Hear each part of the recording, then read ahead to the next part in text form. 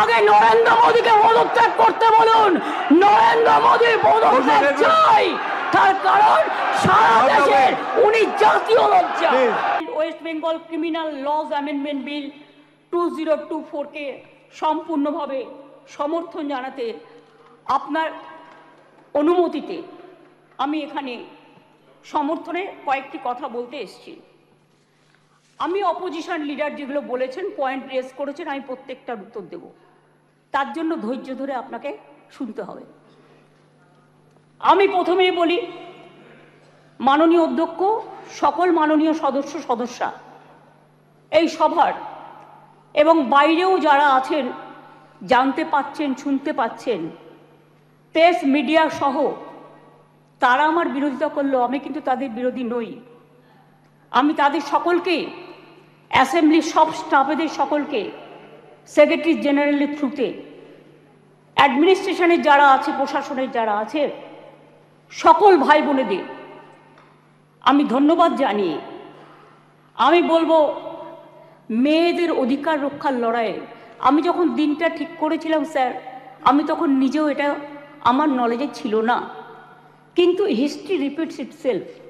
একটা কথা আছে, ইতিহাসের পুনরাবৃত্তি হয়। মেয়েদের অধিকার রক্ষার লড়াইয়ে আমি যখন এটা বলছি, আমার গায়ে কাঁটা দিচ্ছে, তার কারণ এটা আমার আবেগ হচ্ছে। আপনারাও শুনলে আপনাদের গায়েও কাঁটা দেবে ঘটনাটা শুনলে। মেয়েদের অধিকার রক্ষার লড়াইয়ে 3রা সেপ্টেম্বর একটি ঐতিহাসিক দিন। আজ থেকে 43 বছর আগে 1981 সালে আজকের দিনেই ইউনাইটেড নেশনস মেয়েদের অধিকার সুরক্ষিত করার জন্য, তাদের বিরুদ্ধে সব বৈষম্য দূর করার জন্য চালু করেছিল the convention on the elimination of all forms of discrimination against women. সংগঠিত হয়েছিল ইউএনের আন্তর্জাতিক নারী বৈষম্য বিরোধী কমিটি, এবং সেই দিনটা আজকের দিনের সাথে মিলে যাওয়াতে আমি ইউনাইটেড নেশনসকে অভিনন্দন জানাচ্ছি। এবং বিশেষ করে নারী সুরক্ষার স্বার্থে আমাদের মা বোনেরা, ভাইয়েরা যে লড়াই করছেন, সিভিক সোসাইটি থেকে শুরু করে ছাত্রছাত্রীরা, আমি সবাই, আমার লাইনে আসতে অনেক টাইম লাগবে, আপনার ট্রেনটা বেলাইন হয়ে গেছে, ওটা সামলান আগে। আমি আপনাদের বলি, আমি সবাইকে অভিনন্দন জানাচ্ছি। আমি অভিনন্দন জানাচ্ছি,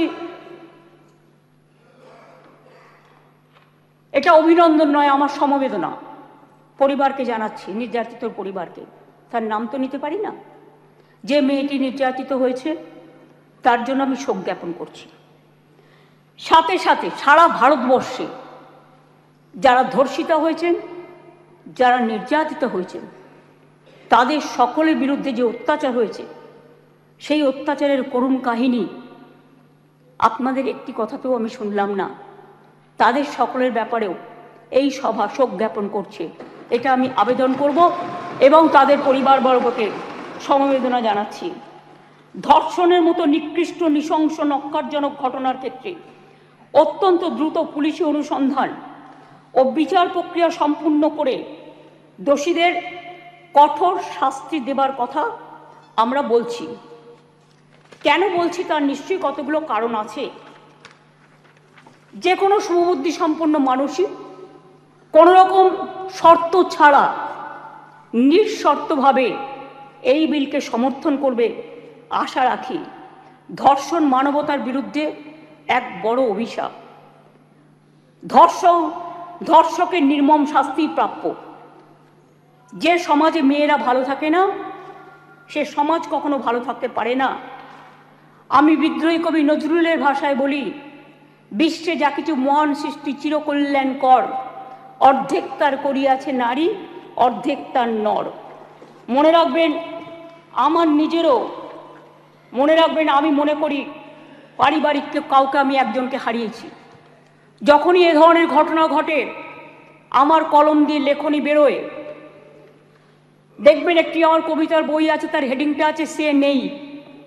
দিল্লিতে যখন অভয়াকাণ্ড হয়েছিল, তার নামেই আমি ওই বইটি অর্পণ করেছিলাম। যতদিন এই তদন্তভার কলকাতা পুলিশের হাতে ছিল, মেয়েটি মারা গেছে 9 তারিখে, 9 আগস্ট। আমি সেদিন ঝাড়গ্রামে ছিলাম। তার ডেড বডি দাহ হয়েছিল রাত্রি 2:30 এরকম টেন্টেটিভলি নাগাদ, অর্থাৎ 3 তারিখ, এই 10 তারিখ। 12 তারিখে আমি নির্যাতিতার বাড়িতে গিয়েছিলাম। এবং যেদিন মারা যায় সেদিনও আমি ফোনে তার সাথে, তার বাবা মার সাথে কথা বলেছিলাম। আমাকে সিপি স্পটে ছিল, ধরিয়ে দিয়েছিলেন। আমি যখন গিয়েছিলাম নির্যাতিতর বাড়ি, তার আগে যিনি তদন্ত করছিলেন সেই অফিসারকে টোটাল অডিও, ভিডিও, সিসিটিভির ফুটেজ সব কিছু দিয়ে তার বাবা মার কাছে পাঠানো হয়েছিল, যাতে তারা সবটা জানতে পারেন, বাইরে প্রচার না করে। আমি যখন তার পরিবারের সাথে কথা বলি, তাদের আমি পরিষ্কার বলে এসেছিলাম, আজকে মঙ্গলবার, এই আজকে সোমবার, সম্ভবত আমি সোমবারই গিয়েছিলাম, সোমবার, যে আপনারা আমাকে রবিবার পর্যন্ত সময় দিন। যদি আমরা টোটাল তদন্ত করে সবাইকে অ্যারেস্ট করতে না পারি, যারাই যুক্ত, তাহলে আমি নিজে সোমবার, আগামী সোমবার, রবিবার পর্যন্ত দেখে আমি সিবিআইয়ের হাতে কেস তুলে দেবো। আমি নিজে গিয়ে বলে এসেছিলাম। তারা বলেছিলেন ঠিক আছে। আপনারা মনে রাখবেন, দ্রুত দোষীদের খুঁজে বার করার জন্য পুলিশ 12 ঘন্টা টাইম নিয়েছিল, যে মেন অ্যাকিউজটাকে অ্যারেস্ট করবার জন্য। এবং 164 জনের একটা সাইবার ক্রাইম টিম তৈরি করা হয়েছিল সমস্তটা খতিয়ে দেখার জন্য। আমরা পুলিশকে বলেছিলাম ফাস্ট ট্র্যাক আদালতে গিয়ে ফাঁসির আবেদন জানাতে, এবং সময়ও বেঁধে দিয়েছিলাম। কিন্তু মঙ্গলবার দিন সিবিআই হয়ে যায় কোর্টের অর্ডারে। ঠিক আছে, আমার কোনো তাতে প্রবলেম নেই, আমাদের কারোরই থাকার কথা নয়। আমরাও এখন we want justice from CBI. বিচার চাই, বিচার চাই, তো বিচারের শাস্তি দিক সিবিআই, ফাঁসি দিক সিবিআই, এটা আমরা চাই। আমি প্রথম থেকেই বলি, আমরা কিন্তু ফাঁসি চেয়েছি প্রথম থেকে। কেন চেয়েছি? আজকে যারা, আমি আইনের কথায় পরে আসছি, বিরোধী দলনেতা কতকগুলো কথা বললেন, রুলসে পরিণত করার দায়িত্ব কার্যকর হবে কি? গভর্নরকে, মাননীয় গভর্নরকে বলুন এটাকে সই করে দিতে বিলটা, তারপরে যদি কার্যকর না হয় তার দায়িত্ব আমাদের, তার দায়িত্ব আমাদের। আমি আবার বলি, উই ওয়ান্ট রেজাল্ট অলসো। আপনারা যেটা বলেছেন গভর্নমেন্ট ফাস্ট ট্র্যাক কোর্ট করেনি, আপনার বক্তব্যে বিরোধী দলনেতা বলেছেন। আমি মনে করি আপনার কথার উত্তরে আমার এটুকু বলার অধিকার আছে।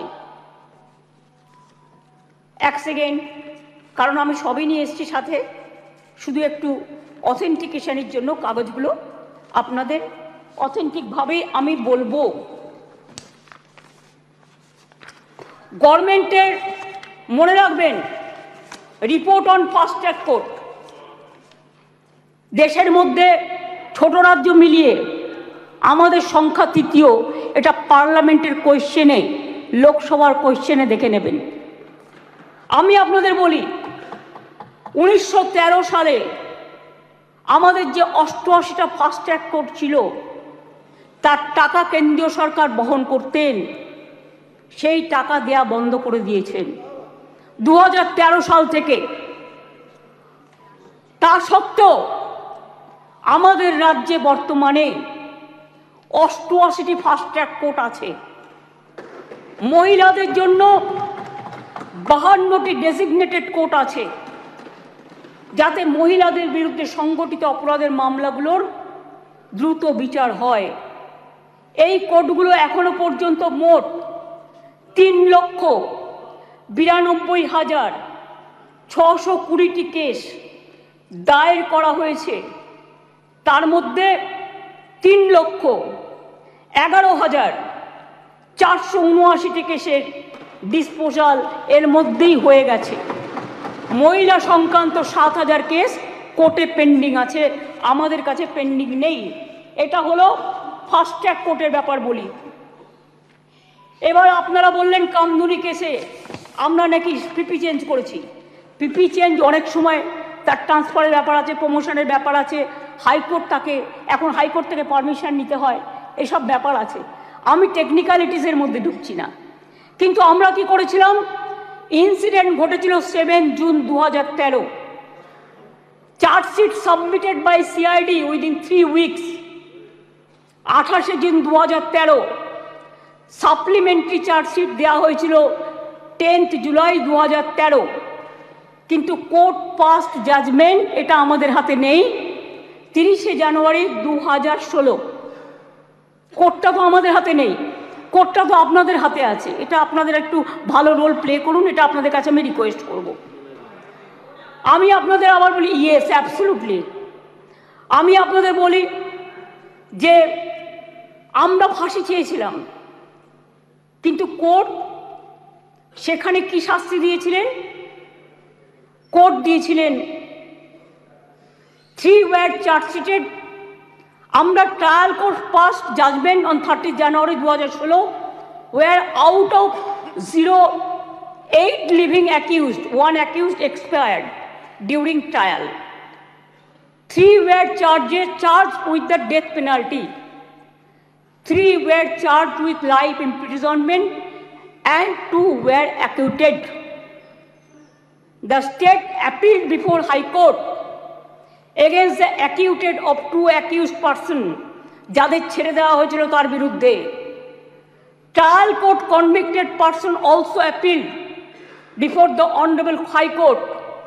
High Court passed judgment 6 October 2023।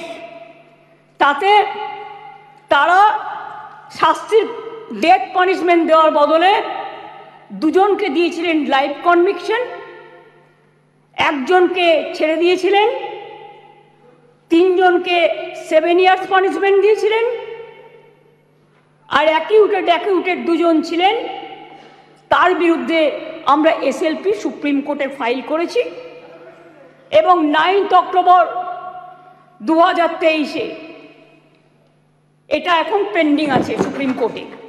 এটা আপনি আমাকে জিজ্ঞেস করেছিলেন রিগার্ডিং ফাস্ট ট্র্যাক কোর্ট এবং কামদুনি। আপনার উত্তরে এগুলো কোশ্চেনের উত্তর আমি এগুলো জানালাম, কারণ এটা আমার জানানোর অধিকার এবং দায়িত্ব। কারণ আমি মনে করি অপোজিশনেরও একটা দায়বদ্ধতা আছে সরকারকে তার কোশ্চেনের উত্তর দেওয়া। 3, আপনারা অনেক কথা বলতে বলতে হঠাৎ বলে ফেললেন ট্রেনেও রেপ হয়েছে। ট্রেনটা কার দায়িত্বে? রাজ্য সরকারের। ট্রেনের ভেতরটা রক্ষা করার দায়িত্ব আরপিএফ এর। Please realise, railway protection force. এটা রেলকেও দেখতে হবে, ঘটনাগুলো ঠিক নয়। মনে করুন আমি এবার আপনারা কিছু প্রেসিডেন্ট দিয়েছেন, দিতেই পারেন, কিন্তু আমি কোনো কাগজ দিচ্ছি না। তার কারণ খবরে কাগজ দিচ্ছি না, কারণ এগুলো নিজেদের তৈরি করা রিপোর্টও হতে পারে। আমি স্পিকার সাহেবকে বলবো ক্রস চেক করুন all of the fake news, maximum cross check করে আপনি যদি দেখেন correct information, I don't have any problem. কিন্তু যদি দেখেন wrong information, misleading information, disinformation and distorted information and destructive information and provocative information, then speaker has the right to deal it. মনে আছে আপনাদের? কেউ তো একবারও স্বীকার করলেন না উন্নাওয়ের কথা। 2017 সালে নাবালিকাকে ধর্ষণ করেছিলেন। আমি একজন বিধায়ক বলবো বিজেপি, কিন্তু আপনি বলতে বললেন আমি কিন্তু আপনার পার্টির নাম বলতাম না, সরি, এটা আপনি আমাকে বাধ্য করলেন বলতে, কারণ তিনি এখানে প্রেজেন্ট নেই তো বলে নামটা বললাম না। নামটা আমার কাছে আছে, আমি অ্যাসেম্বলি পার্লামেন্টের আমি সিস্টেমটা জানি। ধর্ষিতা মেয়ের বাবাকে তারপর বন্দি অবস্থাতেই হত্যা করেন ধর্ষকের বাবা, মানে ধর্ষক সেই বিধায়ক। মনে করুন আজ থেকে 4 বছর আগে 2020-এ এই সেপ্টেম্বর মাসেই হাতরাসের ঘটনা, যেখানে একটি দলিত মেয়েকে গণধর্ষণ করা হয়, বিচার তো পায়নি, সেও বাঁচেনি। বিভিন্ন রাজ্যে চলছে, একের পর এক ঘটনা, এটা গ্লোরিফাই করার নয়। 70 পেরোনো বৃদ্ধও আছেন, 3 বছরের শিশু আছেন, নার্সও আছেন, স্কুল ছাত্রীও আছেন। কথা বলবেন না, শুনুন। যখন বলেছেন ধৈর্য ধরুন, ডিস্টার্ব করবেন না ওনাকে প্লিজ। প্লিজ বি কুল। আপনারা শুনুন, ডিস্টার্ব করবেন না ওনাকে। ঠিক হিসেব আছে, আপনি বলছে। বলুন। শুনেছি, আপনারা অনেক বলেছেন, মাননীয় মুখ্যমন্ত্রী উত্তর দিচ্ছেন, আপনাদের শুনতে হবে প্লিজ প্লিজ। আরে এখনো তো অনেক বাকি আছে, শুনুন আগে। ঠিক আছে স্যার, এটা ফ্যাক্ট যে আজকে প্রতিদিন দেশে প্রায় 90টি ধর্ষণের ঘটনা ঘটে। তার মধ্যে অনেকেরই মৃত্যু ঘটে, খুব বেদনাদায়ক। উত্তরপ্রদেশের ঝাঁসিতে চলন্ত গাড়িতে 17 বছরের মেয়ে ধর্ষিতা হয়েছে। উত্তরপ্রদেশের বারবাকিতে 9 বছরের মেয়ে ধর্ষিতা হয়েছেন। শাহজাহানপুরে মহিলা ধর্ষণের শিকার হয়েছেন। বুলন শহরে 6 বছরের মেয়েকে ধর্ষণ করেছেন। আগ্রা ইঞ্জিনিয়ারিং স্টুডেন্ট একটি মেয়ে ধর্ষিতা হয়েছেন। উত্তরাখণ্ডের নাট ধর্ষণ, 9 দিন পরে দেহ পাওয়া গেল। ওড়িশাতে ধর্ষণ হলো পেশেন্ট। মহারাষ্ট্রের বদলাপুরে 2 নার্সারির বাচ্চা সেক্সুয়ালি অ্যাসাল্টেড হলেন। মুম্বাইয়ের 13 বছরের মেয়েকে ধর্ষণ করা হলো। কোলাপুরে একটি বাচ্চা মেয়ে ধর্ষিতা হলো।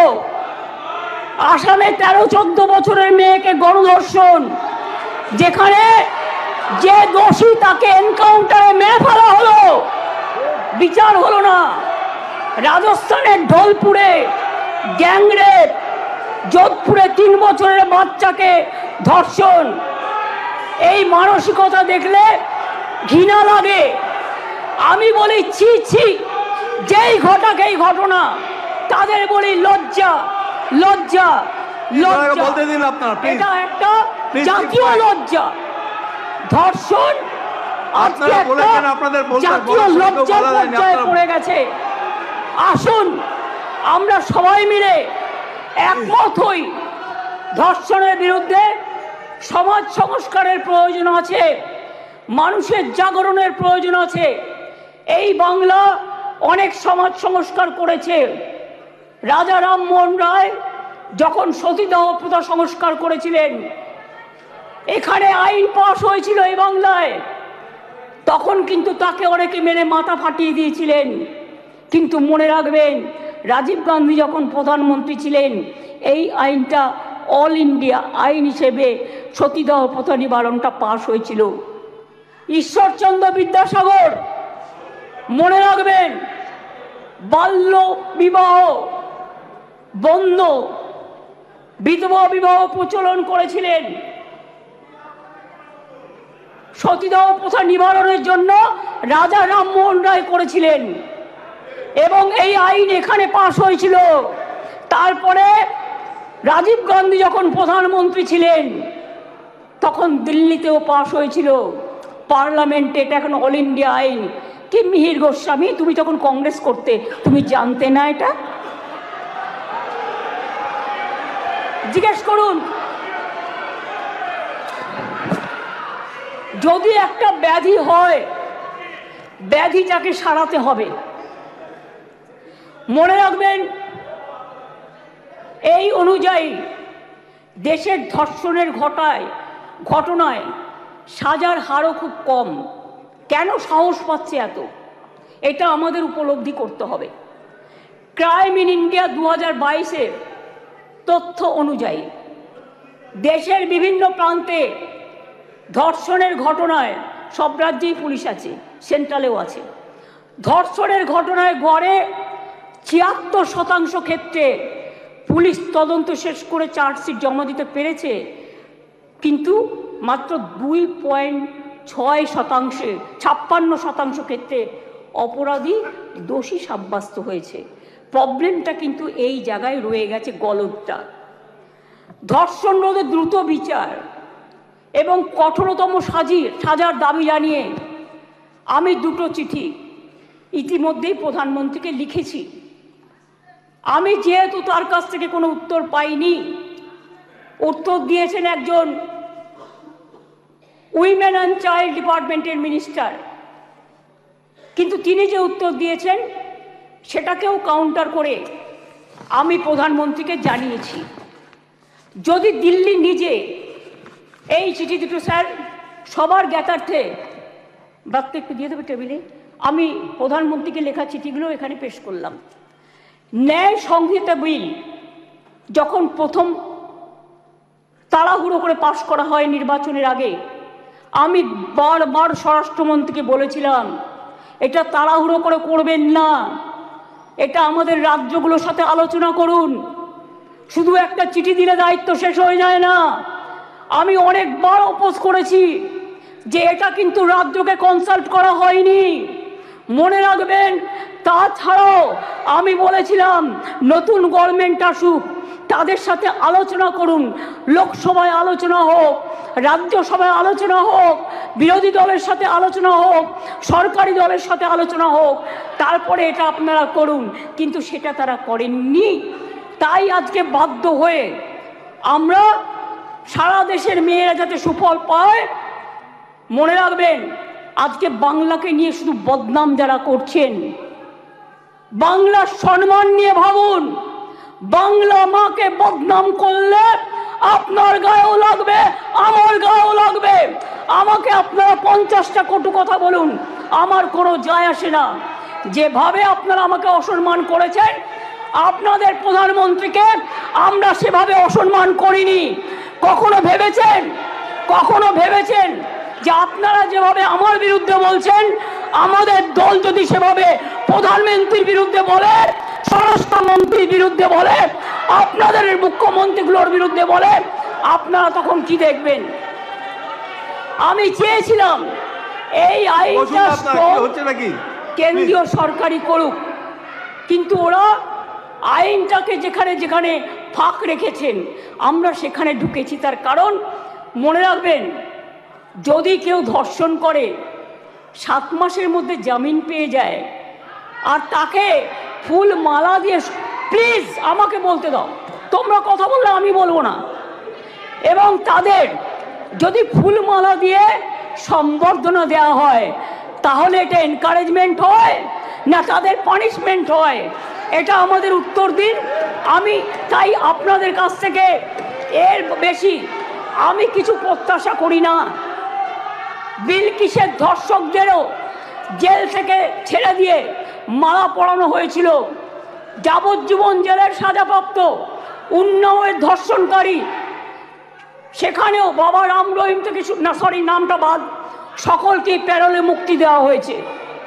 এমনকি সাক্ষী মালিক আমাদের সোনার মেয়ে, তাদের উপরেও যে অত্যাচার হয়েছে, এবং আমার এখনও ডাউট আছে, আমি জানি না, বাট ক্রস চেক করলে দেখা যাবে ভেনাস কিন্তু দেশের জন্য গোল্ড আনতে পারত, কিন্তু ভেনাসকে আদৌ ভিক্টিমাইজ করা হয়েছে কিনা আগামী দিন ইতিহাস প্রমাণ করবে। আমি মনে করি নারী সুরক্ষা আমাদের অধিকার। মেয়েরা যাতে স্বচ্ছন্দে ও নির্ভয়ে তাদের অভিযোগ জানাতে পারেন, সেই লক্ষ্যে 49টি মহিলা থানা স্থাপন করা হয়েছে। সিপিএম আর চিৎকার করে বেড়াচ্ছে, বিজেপির সাথে কম্পিটিশন করছে। আমি ওয়ান না বিজেপি ওয়ান? আজকে সিপিএম এর আজকে কম্পিটিশন করে বেড়াচ্ছে, আমি ওয়ান না বিজেপি ওয়ান? শুনুন, মনে রাখবেন সিপিএম এর 34 বছরের আমলে একটা মহিলা থানা ছিল না। আমরা 49টি মহিলা থানা আমরা ইতিমধ্যেই করেছি। 2011 সালের আগে কোনো মহিলা থানা বাংলায় ছিল না। মনে রাখবেন বিচার ব্যবস্থায় গতি আনতে আমরা 88টি ফাস্ট ট্র্যাক কোর্ট করেছি, 62টি পস্কো কোর্ট করেছি, এখনো 10টি পেন্ডিং আছে, সেটা হচ্ছে হাইকোর্টের কাছে, আমাদের কাছে নয়। প্লিজ আন্ডারস্ট্যান্ড, হাইকোর্টকে বলুন এটা তাড়াতাড়ি করে দেওয়ার জন্য। এছাড়াও 52টি ডেজিগনেটেড কোর্ট রয়েছে, যাতে মহিলাদের বিরুদ্ধে সংগঠিত অপরাধের মামলাগুলো দ্রুত বিচার করা হয় যাতে মহিলারা দ্রুত জাস্টিস পান, বিচারের বাণী যেন নীরবে নিভৃতে না কাঁদে। এটা এই সভা দলমত নির্বিশেষে সবাইকে বলে দিচ্ছি, সবাইকেই বলছি। কেন্দ্রীয় সরকারই বলছে বাংলাদেশের সারা ভারতবর্ষের মধ্যে কলকাতা সবচেয়ে নিরাপদ শহর। মনে রাখবেন, কলকাতায় উত্তরপ্রদেশে 7 লক্ষ নারী নির্যাতনের ঘটনা ঘটেছে, গুজরাটেও 5 লক্ষ নারী নির্যাতনের ঘটনা ঘটেছে। আর বাংলায় যারা রেকর্ড করেছে তারাও 1.5 লক্ষর কাছাকাছি আছে, কিন্তু সেখানে বিচার হচ্ছে, বিচার পাচ্ছে। বিচারে কোর্টে যদি কোনোটা আটকে থাকে সেটা কোর্টের দায়িত্ব তাড়াতাড়ি করার। মনে রাখবেন, সেখানে Suvendu Adhikari, please, Suvendu Adhikari, I request you not to behave like this. আপনাকে শোভা পায় না। সর্বশেষ তথ্য বলছে, প্লিজ কিপ কোয়াইট। দেশে প্রতি লক্ষ মহিলা প্লিজ জনসংখ্যায় যেখানে 4.5টি ধর্ষণের ঘটনা ঘটে, সেখানে বাংলায় হার 2.3। তাও আমি মনে করি এটা একটাও হওয়া উচিত নয়। রাজস্থান, হরিয়ানা, মধ্যপ্রদেশের মতো রাজ্যগুলোতে এই হার বাংলার কয়েক গুণ বেশি। বাংলার নামে যারা কুৎসা করে বেড়াচ্ছেন তাদের বলি, ধর্ষণের সবচেয়ে কম ঘটনা ঘটেছিল কলকাতাতেই, 19টি শহরের মধ্যে মাত্র 2টি, সর্বভারতীয় গড় 6.7। তাও আমি একটি ঘটনাও সমর্থন করি না। আমরা দ্রুত প্রচার চাই, আমরা শাস্তি চাই, ফাঁসি চাই। তারপরেও বাংলার নামে কুৎসা করে যাচ্ছে এদের মতো নির্লজ্জ কুৎসাকারীদের আমি বলি, এটা করে আপনারা আরজি করের ঘটনার বিভৎসতাকে কমিয়ে দিচ্ছেন। এটা বোঝানোর জন্য যাতে আপনারা লাইনটাকে বেলাইন করেন, ট্রেনটাকে ডিরেল্ট করেন। আগে নরেন্দ্র মোদীকে পদত্যাগ করতে বলুন। নরেন্দ্র মোদীর পদত্যাগ চাই, তার কারণ সারা দেশের উনি জাতীয় লজ্জা। আমরা স্যার অমানবিক ঘটনা নিয়ে ওরা রাজনীতি করে, বিচার চায় না। ভারতীয় ন্যায় সেই কারণেই দ্রুত বিচারের জন্য ভারতীয় ন্যায় সংহিতার কয়েকটি ধারায় সংশোধন করে আমরা ধর্ষণের ঘটনার অপরাধে প্রমাণে সর্বোচ্চ মৃত্যুদণ্ডের সাজা প্রস্তাব করেছি।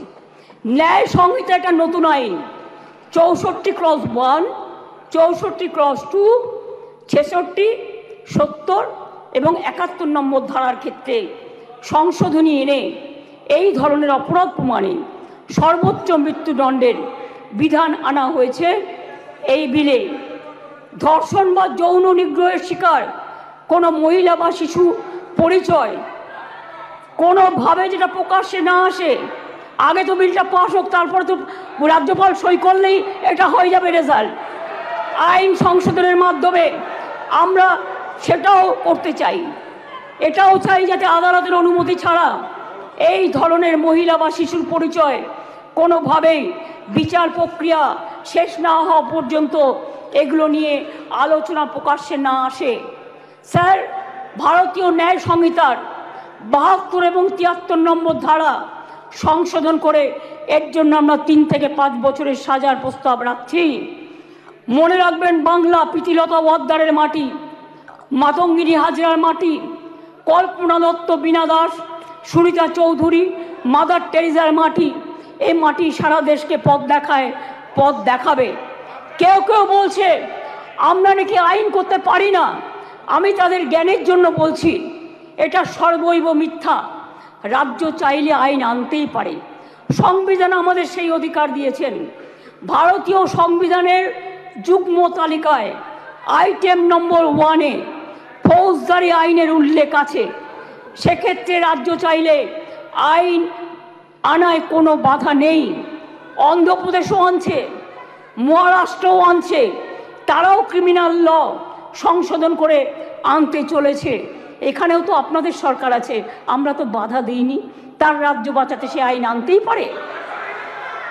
আমি আপনাদের বলি, এটা রাজ্যপালের কাছে অনুমোদনের জন্য পাঠাবেন, তারপরে রাজ্যপাল সই করে এটা পাঠাবেন, রাজ্যপাল মাননীয় রাষ্ট্রপতির কাছে পাঠাবেন, এটা মাথায় রাখবেন।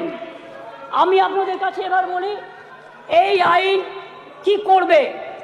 এই আইনটা অ্যামেন্ডমেন্ট করছি আমরা এই কারণে, সব তো করছি না, মাত্র কয়েকটি ধারা, শুনুন না একটু, শুনুন না একটু, হাত জোর করে বলছি শুনুন, মা বোনদের জন্য শুনুন, নারী নিরাপত্তার জন্য শুনুন, হাত জোর করে বলছি। প্লিজ কেউ কোনো কথা বলবে না, কেউ কোনো কথা বলবে না, বসুন। আপনারা কেউ কোনো কথা বলবেন না please.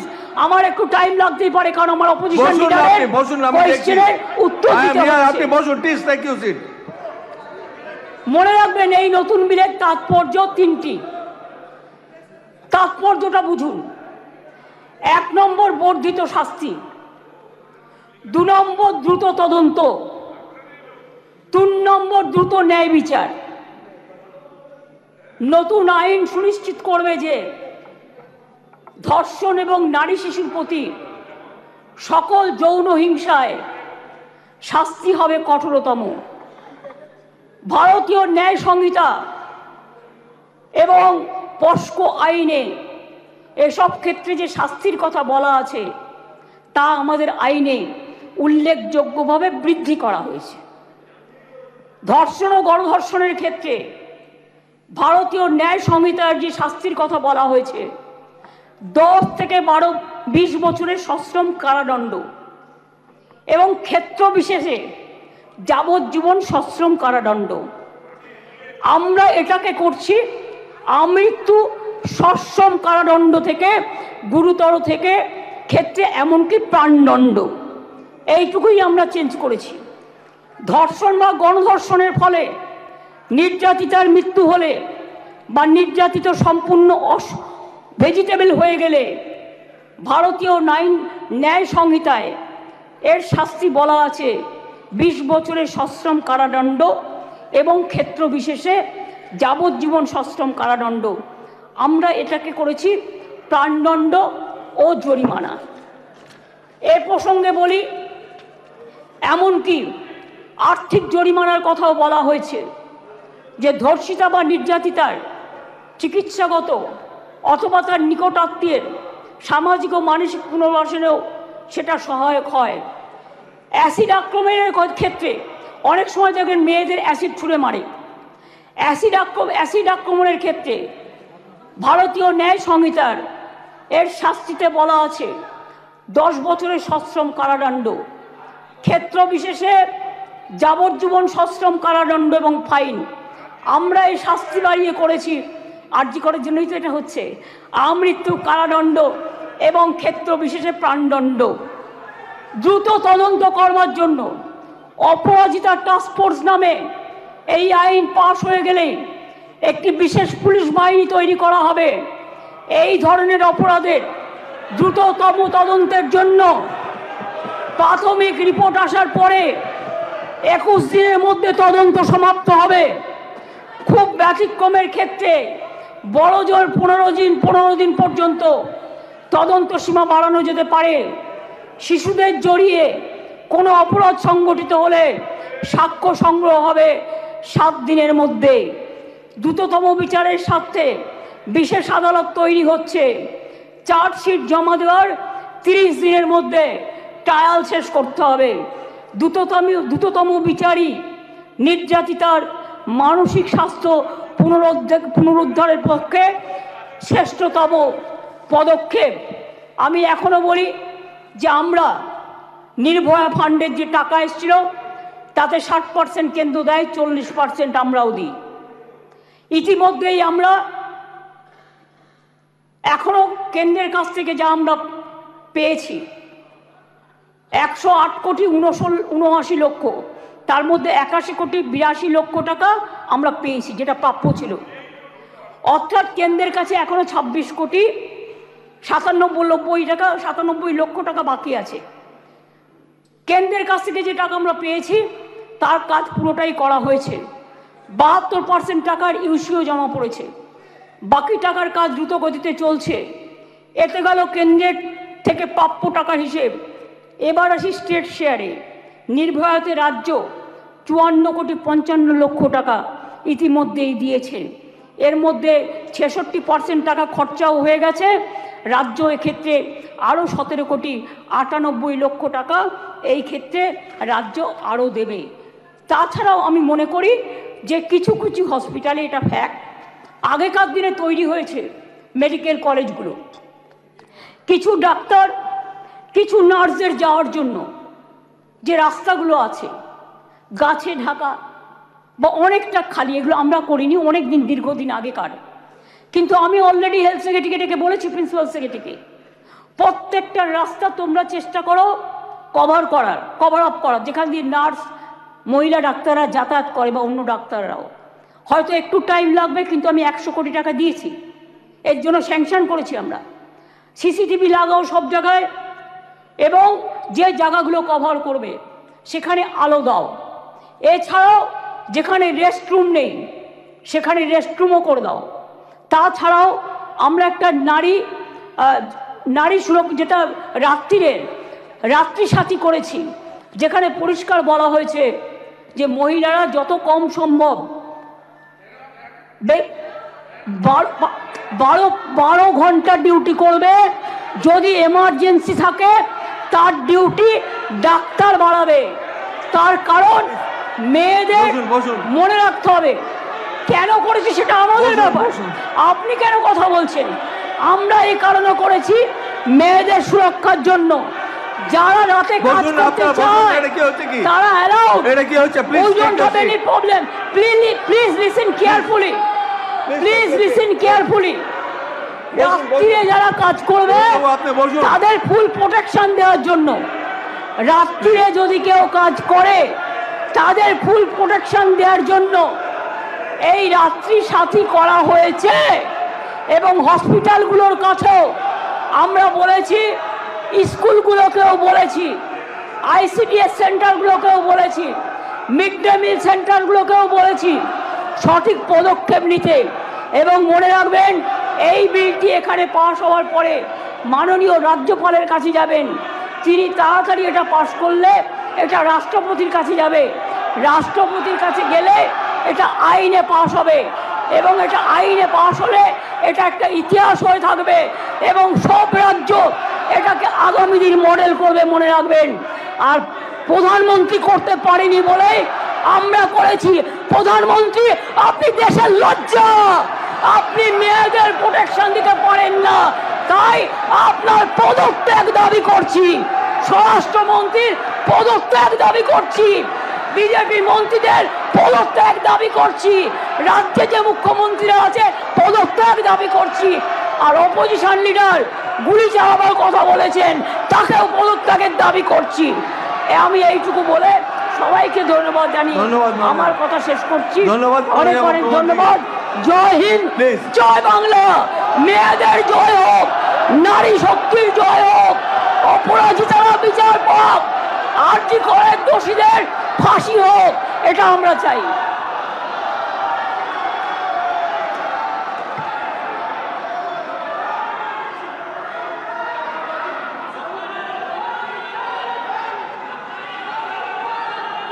Please. Now, the question before the House is that the bill be taken into consideration. As many as of that union, please say aye. As many as the contrary, please say no. Ayes have it, ayes have it. Clauses 2 to clauses 12. There is no amendment to clause 2 to 12. So I put clauses 2 to 12. Do stand part of the bill. As many as of that opinion will please say aye. As many as the contrary, please say no. Ayes have it, ayes have it. Clause 13. There are two amendments, amendments number 1 and 2, to clause 13 by Sri Shubhendu Adhikari. Now I call upon Sri Adhikari to move his amendments. This is the appropriate time that you should move your amendment.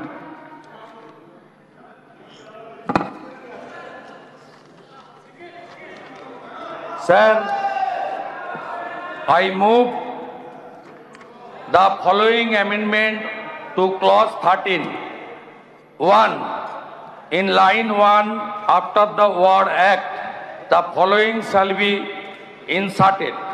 In subsection 1, after the words unnecessary delay, the words and any police officers who refuses to accept FIR or who willfully delays to lodge FIR shall be subject to imprisonment for the remainder of the person's natural life or death, provided that any police officers or any medical practitioner who delays or shows negligence in conducting appropriate medical tests or post-mortem shall be subject to imprisonment for the remainder of that person's natural life or death, provided further that any attempt to tamper with or destroy evidence by any authority